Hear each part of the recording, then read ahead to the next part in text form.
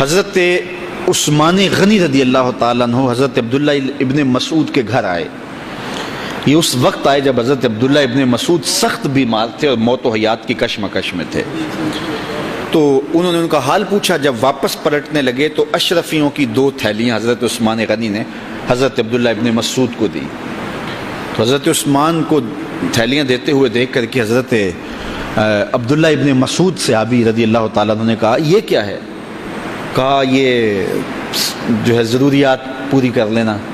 تو آپ نے کہا کہ میں تو جا رہا ہوں, میری تو ضروریات ختم ہو رہی ہیں. تو کہا حضرت آپ کی بیٹیاں تو ہیں, بیٹا تو ہے نہیں, تو یہ آپ کے بعد آپ کی بیٹیوں کے کام آ جائیں گے.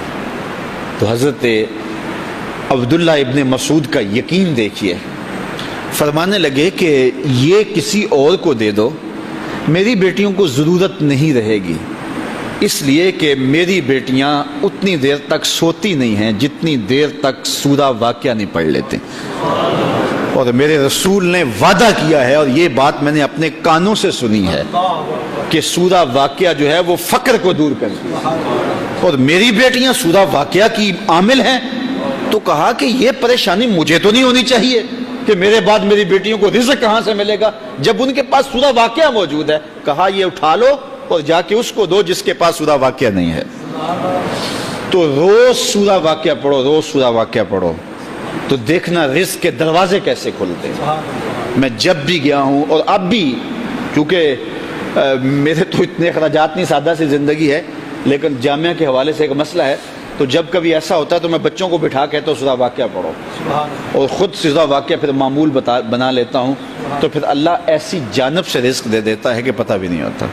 تو سورہ واقعہ معمول رکھو. آخری بات, اور وہ حضرت سہل بن سعد الساعدی رضی اللہ تعالی عنہ کی مرویات سے ہے.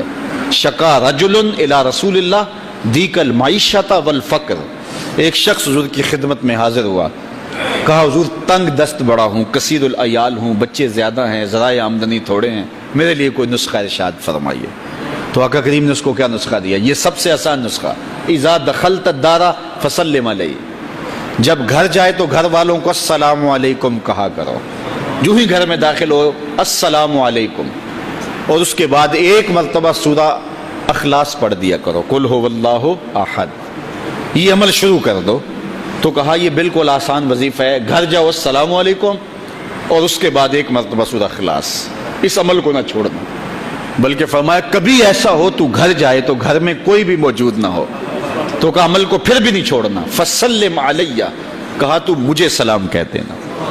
وہ اپنے نام لیواؤں کو تنہا چھوڑتے کب ہیں, جہاں ہم دم نہ ہو کوئی وہاں سرکار ہوتے. کہا کہ جب کوئی نہ ہو گھر میں تو کہا عمل نہیں چھوڑنا, پھر مجھے سلام کہنا, اور پھر ایک مرتبہ سورہ اخلاص پڑھ دینا. وہ صحابی کہتے ہیں میں نے عمل شروع کر دیا, گھر جاتا السلام علیکم, گھر والے بھی خوش, اور اس کے بعد سورہ اخلاص بیٹھنے سے پہلے پڑھ لیتا. اور اگر گھر میں کوئی نہ ہوتا پھر تو مجھے چاہ چڑھ جاتے, پھر میں یا نبی سلام علیکہ پڑھتا, پھر حضور کی بارگاہ میں سلام پیش کرتا. اور ملکاری نے اس پہ گفتگو کی ہے مرقات شرح مشکات کے اندر کہ آخر حضور کو سلام کیوں کہنا ہے. انہوں نے جو لفظ کہے ہیں لفظ سنیے, وہ کہتے ہیں لِأَنَّا رُوحَهُ عَلَيْهِ السلام موجود فی بیوت المسلمین. اس لیے کہ آقا کی روح مومنوں کے گھروں کے اندر فیض بانٹ رہی ہوتی. تو کہا پھر مجھے سلام کہہ دینا. وہ کہتے ہیں میں جاتا اور حضور کو سلام کہہ دیتا, اور اس کے بعد سورہ اخلاص پڑھ دیتا. پھر ہوا کیا, اللہ اکبر. ہمارے استاد کہتے تھے اگر کسی کے اندر حسد ہوگا تو وہ یہ عمل نہیں کر سکتا, حسد نہیں ہے تو وہ عمل شروع آج ہی کر دے. وہ کہتے ہیں حتی افاد اللہ جیرانہ, اس عمل کی برکت سے میں نے تو امیر ہونا ہی ہونا تھا, میرے ہمسائے بھی امیر ہو گئے.